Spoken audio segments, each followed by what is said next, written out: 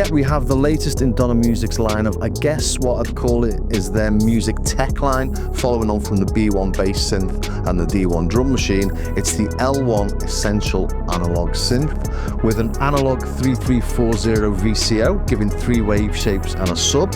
It's got an analog 3109 resonant low-pass filter, throwing in all the chip IDs for anyone who's wondering. It's got 2 ADSR envelopes, a syncable LFO, a drone mode. You can save 32 songs, each containing up to 4 64-step sequencers, so that's 128 sequences in total. It's got 5 arpeggiator modes. It's got CV and gate out, but no CV and gate in. We do have MIDI via 3.5mm TRS jacks. We've got sync in and out. We've got external audio in, and we've got USB-C for MIDI. Plus, we've got this really useful detachable magnetic keyboard, plus its own USB-C for power, a 3.5mm MIDI out, and a 6.35mm input for a sustain pedal. So all in all, a really interesting package.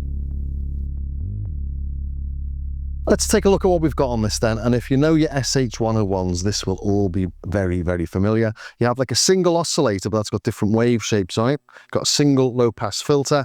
On this, you've got 2 ADSR envelopes. On the original SH101, you only got 1. So there's one little addition, and the eagle-eyed of you may have noticed that we've got an additional wave shape there. We've got a triangle that you don't get on the SH101. On the SH101, we've just got the pulse, square, and we've got the sawtooth. And then we have a sub, which can be 1 octave down, 2 octaves down as a square, or 2 octaves down as a tight little pulse. Then you mix them and blend them. And of course, you've got noise as well. So we have the same setup over here on the L1. That's the sawtooth square. Let's put it onto a manual mode. So there's the square. We'll go down another octave, yeah. Oh, nice that, isn't it?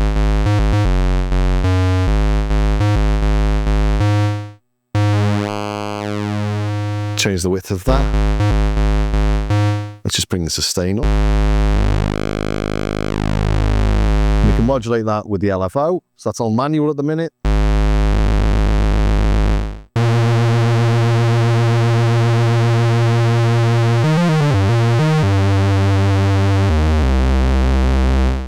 Beautiful, or with the envelope, what envelope 1 it is on this, so.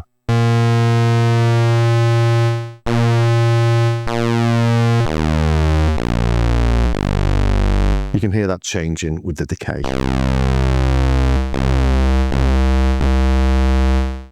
And we have the same on the SH101 there.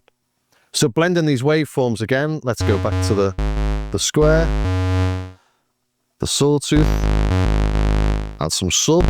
Got the same options on the sub here.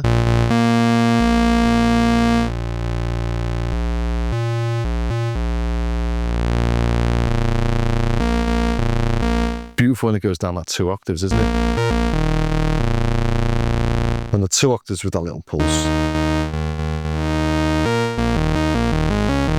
Lovely different tone. But this is all, if you've got an SH101, if you played one or any of the software versions, this is an SH101. Just sounds like it, it's great.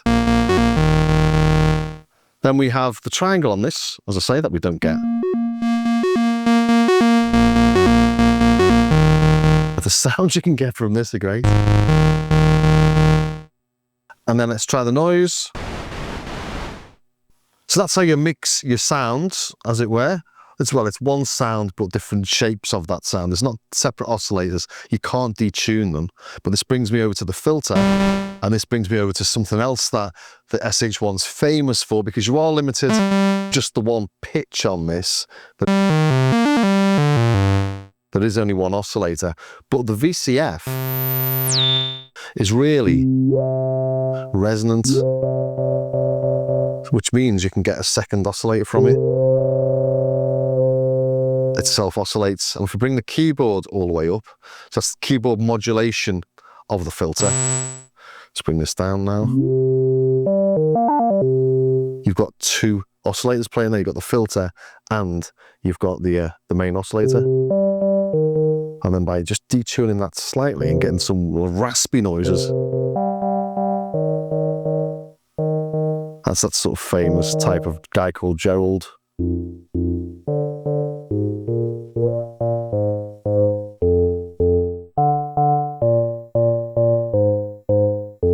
And that's one of my favourite tones or things ever.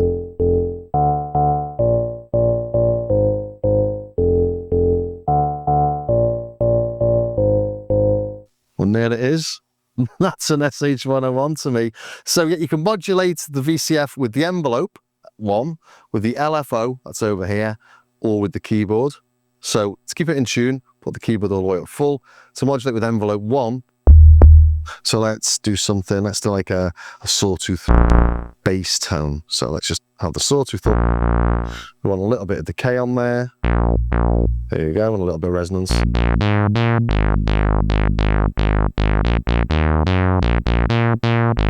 Got a really Roland style tone. The Roland tone has like a lot of envelope modulation on the filter. There you go. So you can have really snappy sounding things with a nice pitched high transient. That nice bright start to the tone. But it ends really deep. So if we do it, it really starts to rattle when you get lower.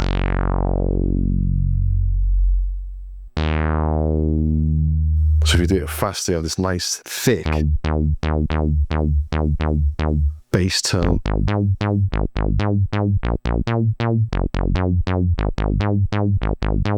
And to me, this just sounds like an SH101. Let's bring in that.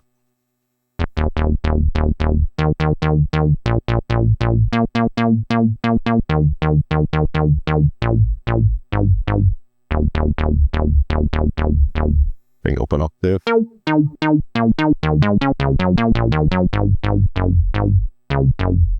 Yeah, it's an SH101 with a little bit more flexibility because obviously we've got envelope 1 and envelope 2.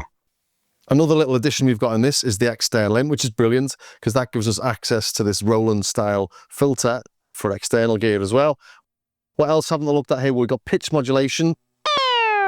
That's pitch modulation of the VCO, and that sliders for envelope 1. So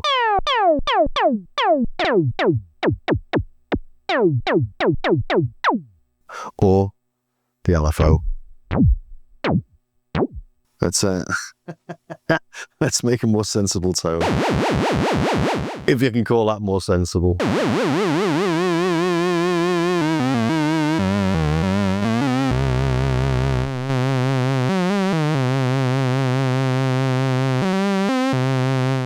But we've only got a single LFO, so if we want a PWM modulation using this slider here, it's going to be at the same rate. But that's an SH101 limitation.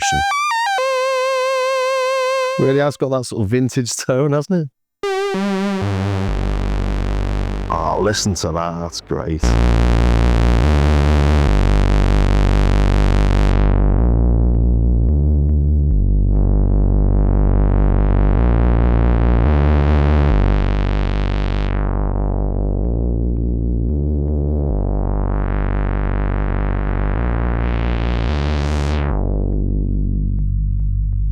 Lovely, dirty, gritty bass, that, isn't it? What other additions do we have on this then? We've got this audio rate button here, so we are in audio rate there, so let's modulate the VCF with that.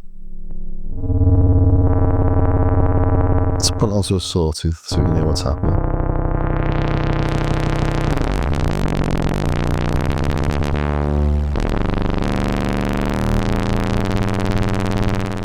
So you can get really nice effects with that, including all those metallic tones. On the original, we have a sequencer and an arpeggiator, and of course, we've got the same on the L1. Simple sequencer, simple arpeggiator. Let's go into arpeggiator mode. There we go. We've got down, down and up and down, up and random. So We press shift, we get different options. 1 octave, 2 octave, 3 octave. We've got hold.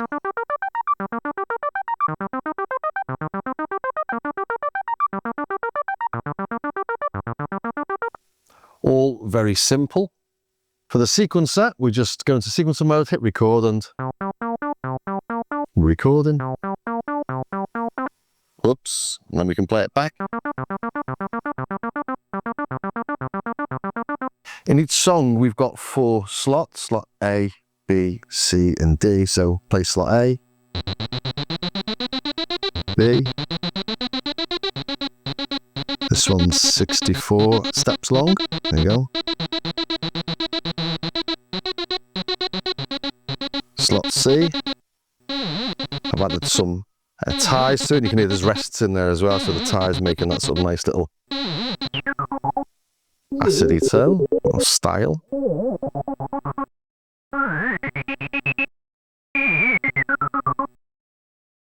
So here we're in slot C. Hit the value button and we can select which we put into slot C. What else have I got saved here? All sort of random names I've put in this. Let's put that in there. What that sounds like.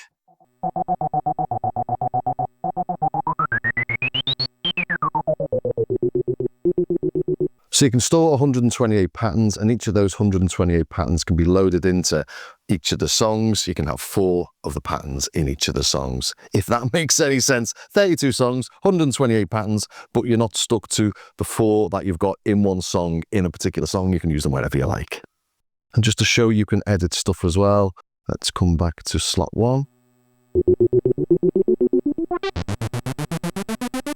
Start that, go to record, and we can see what we've got on each of the keys. We can change the values of the notes, and also if we press shift, we can change the velocity of the note as well. So quite basic stuff, but a lot you can do with it, especially for live performance where you want 4 different patterns playing from one song. It'll play to the end of a pattern before it plays the next one, so you're always in time. The sequencer does send MIDI. This is it playing on my MIDI monitor app. The keyboard itself can send MIDI. I'm doing it via USB, obviously. And there we go. It's now receiving the MIDI from the keyboard. The keyboard itself is quite a cool little thing.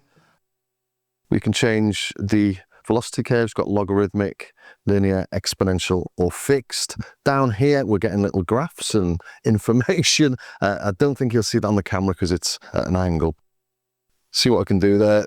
Maybe this will help. And we can also change the touch to light, hard, and we've got the MIDI output settings as well. 3.5mm on this, as well as the USB, plus we've got the sustain pedal hold. And we can select MIDI channels as well. I shall stick it back on 1. For reconnect the keyboard now, it's quite nice, this little mag thing. You can feel that pulling from there. It's a little bit like an Apple connector. You do every now and then, because you think of it as a single synth, pick it up and nearly drop it. But it is quite a nice little thing, and I can imagine them bringing a few more synths out that use the same keyboard. Quite cool. Let's take a quick look at the global menus. One thing I would say about this is that the screen does feel a little bit dull. I've got it on the brightest setting here, but it could do with being a little bit brighter. Go to the global settings. There's a brightness setting, but this is on full. We can change the velocity curve and the velocity touch sensitivity of the whole thing. We can do that as well on here. And then we've got sync modes and MIDI channels, all the sorts of things you'd expect to find in there. Let's go back. We've also got envelope mode, so envelope retrigger, envelope velocity amount, envelope 2 retrigger and velocity amount. Again, just little things that you don't get on the SH101 that are quite useful.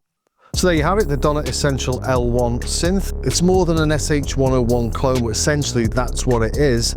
It's an attractive thing in a nice little package. It's well built, it feels nicely put together, like the Donner B1 and the D1. And with the optional KB32M keyboard, you've got yourself a nice little system there. So I hope that was of some use to somebody somewhere. If it was, please do subscribe, ring the bell, do all those other things. Check out my starskycard.com website, patches and samples, stuff like that. But most of all, thanks for staying to the very end, and I will see you next time.